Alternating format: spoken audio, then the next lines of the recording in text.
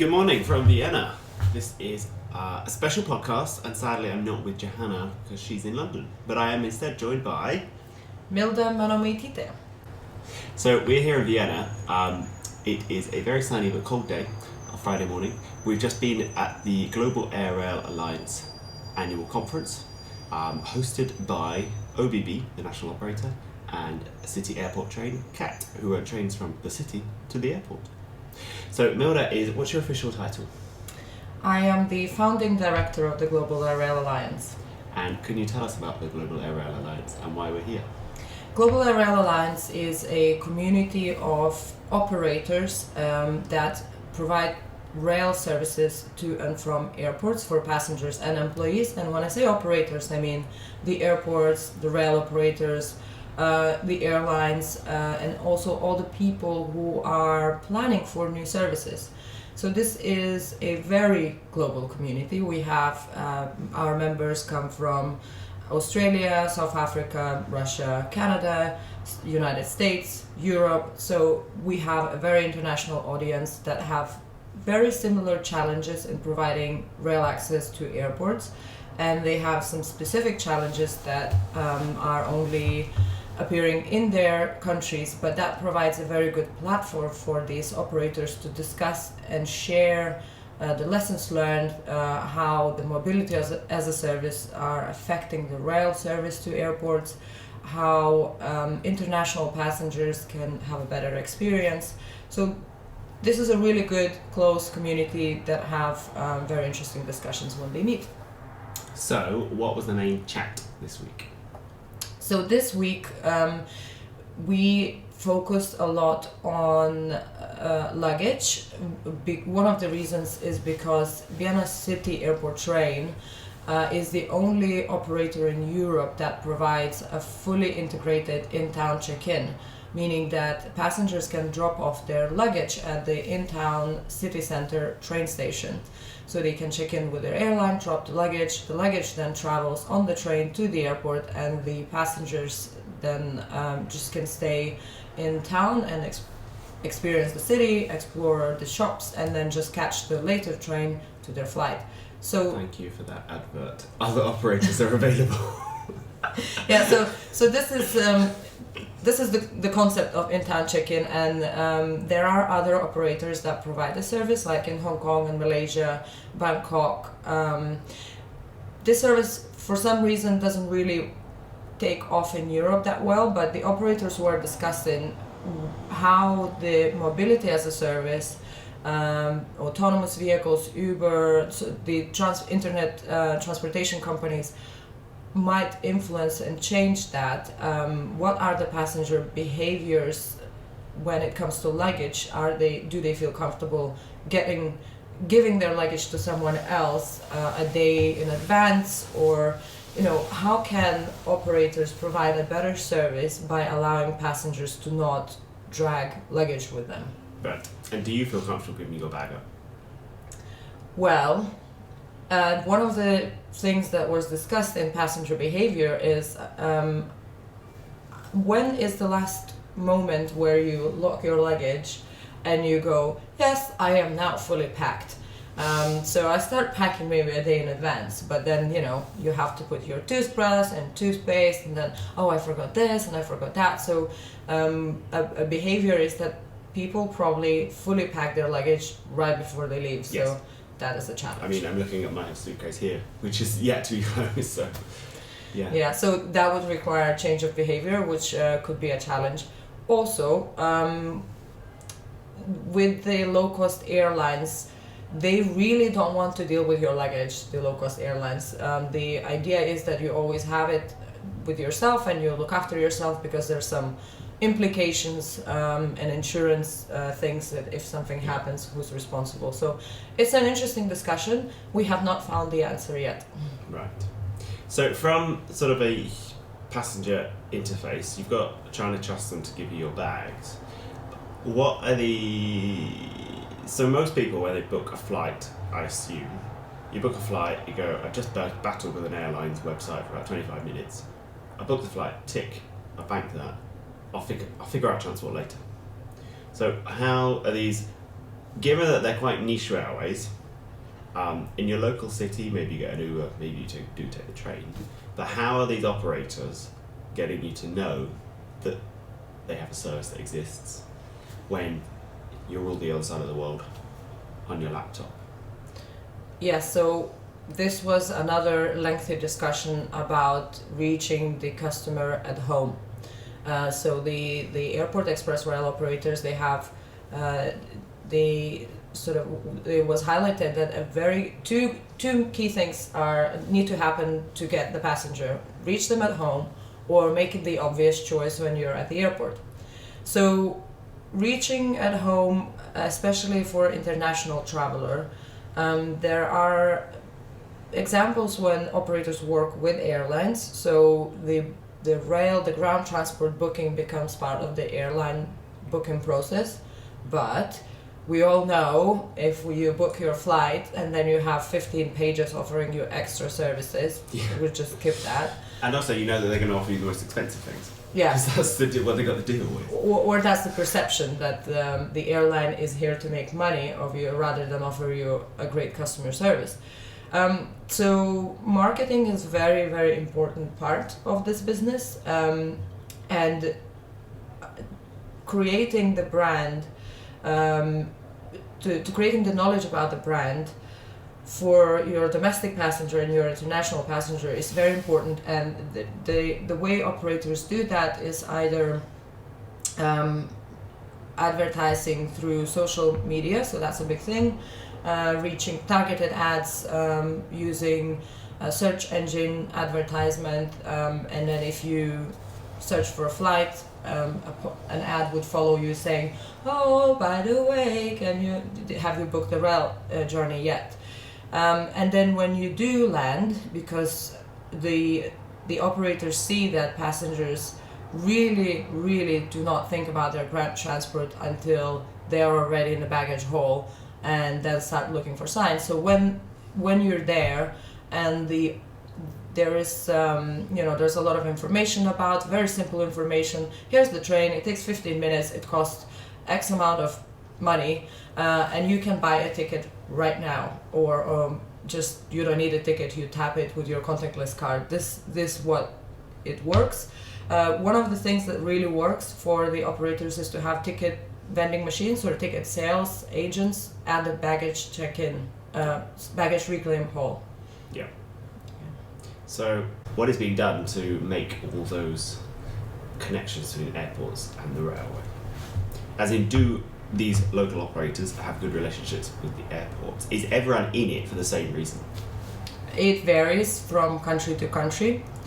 When the airport is fully on board, pun intended, with the ground transport operators, and especially the rail service operator, you can see that these kind of partnerships and these cities do have a bigger market share of airport passengers that come to the airport by public transport. So the incentive for the airports is environmental reasons. They have goals to meet, and a lot of the condition for expansion or growth is that they have to meet certain public transport targets. Then there's of course road congestion. One of the misconceptions is that airports might lose car parking revenue when they introduce a rail service, but actually we have seen that this is not the case. In fact, airports do earn more money from their car parking, so per parking space, because they can charge more if they have good public transport connections. And so that has been observed in Canada, in Vancouver, when they introduced Canada Line. And so wait, they introduced a railway and their parking revenue went up. So in the case of Vancouver, there was a concern that the railway will affect car parking revenue. So they started monitoring the car parking trends. They have seen the decline in car parking revenues before they even introduced a Canada Line Canada Line train line. It's not an express service, it's a stopping service. But what happened now that it's been operating for more than 10 years, it allowed a lot of land development. So the land value and car parking value around the stations, including the airport stations, has increased. So in all, it allowed for more revenue to come in. Okay. Yeah. Interesting. So I was very interested in the conversations about the environmental benefits of these links. But what is the industry approach or story regarding you are the environmental mode, but you're still taking people to aviation, which we're supposed to be reducing, or there is obviously flight shaming happening. So given that you're sort of facilitating a global industry that pollutes, what is the industry doing to protect or hedge that the flight numbers might drop, or that people might start having negative images of airports?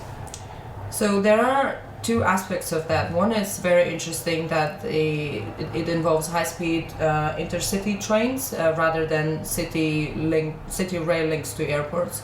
And we've seen that in Germany with Deutsche Bahn and Lufthansa, and here in Austria with OBB and Austrian Airlines. It's when the airline works with a high-speed long-distance rail operator to replace ultra-short-haul flights, or short-haul flights as well, because those flights are very expensive to operate for the airline and very super not environmentally friendly. So the airlines partner up with railways to sell that leg of a journey as a railway journey. So you can book it through the airline booking engine as you would book a flight, but instead of changing planes, you go from airplane to a railway, and that allows airlines to stop flying between these short-haul destinations. So they see this work for railway journeys to up to 3 hours.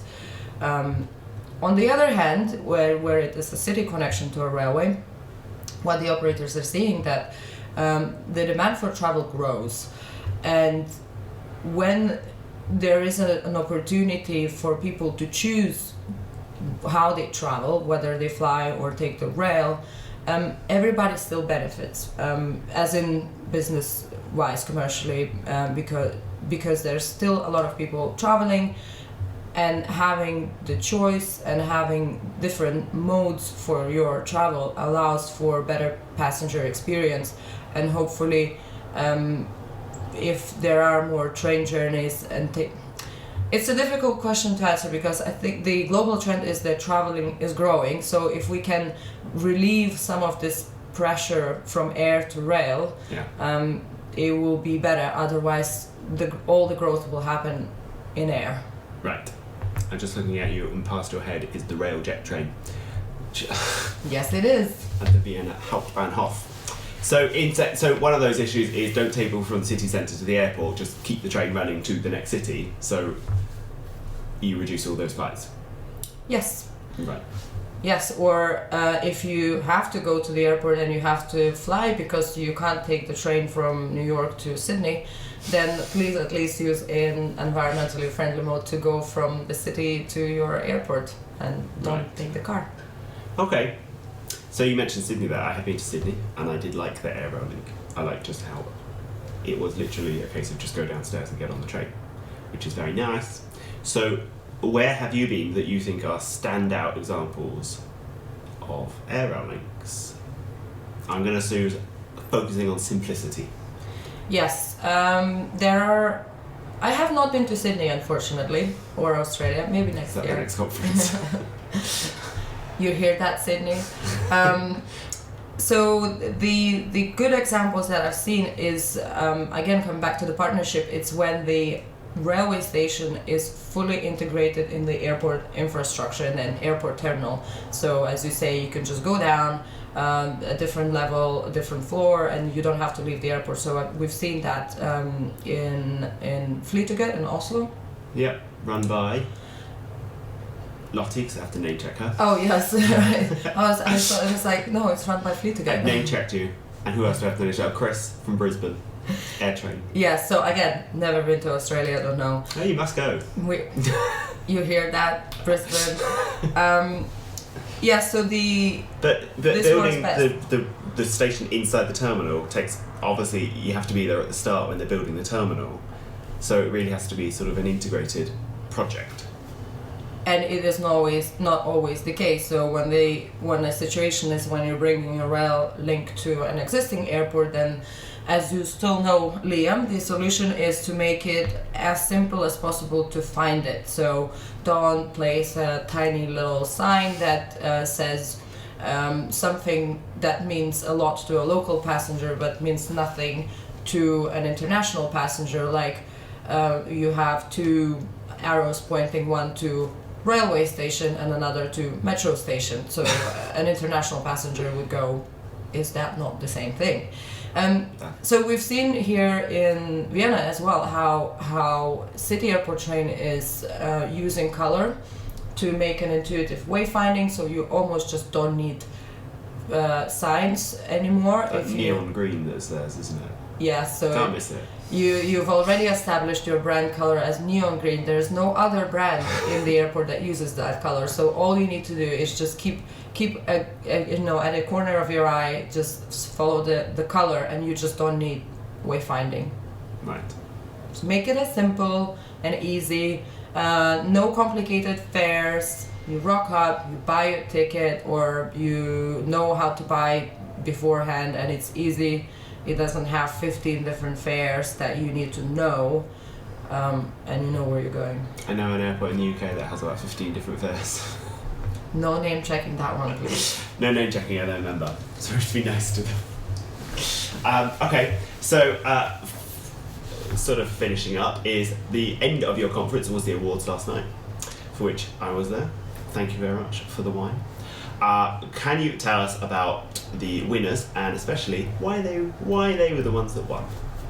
So the Global AirRail Awards is a award ceremony. Is it?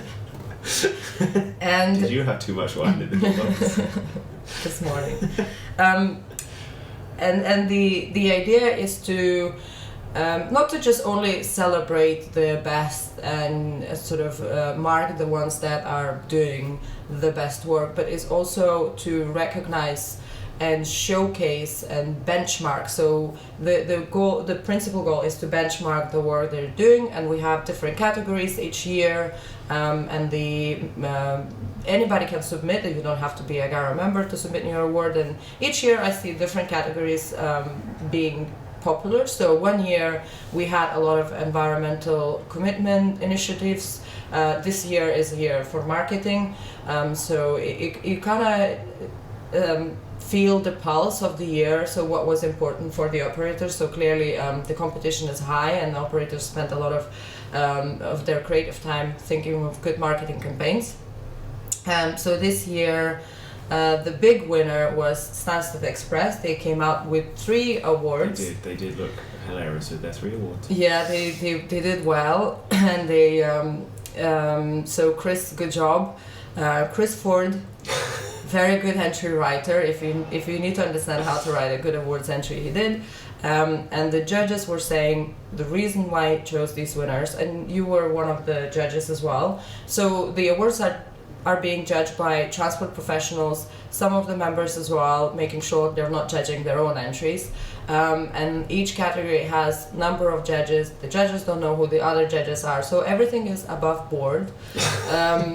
Just so you know. And the reasons for the winners is always that it is the entries that demonstrated a biggest learning curve, almost I could say, because we always ask what negative aspects you have observed during the project or the year or the campaign, and how did you sort of learn from those negative aspects and what you can advise to your peers.